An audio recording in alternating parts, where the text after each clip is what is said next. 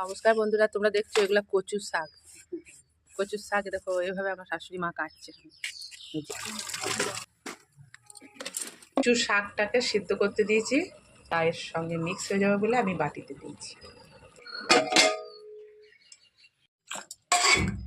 পাঁচফোড়ন, গরম মশলা, তেজপাতা, এবার দিয়ে দিচ্ছি পেঁয়াজ, কাঁচা লঙ্কা, হলুদ, লঙ্কা, মশলা। একটু তেঁতুলগুলো জল না দিলে না গলাটা কুটকুট করবে, সামান্য একটু। এর মধ্যে আমি দিয়ে দিলাম ডালটা। আমার কচুর শাকটা আমি জল ছড়াতে দিয়েছিলাম, এবার দিয়ে দিলাম এইটাতে।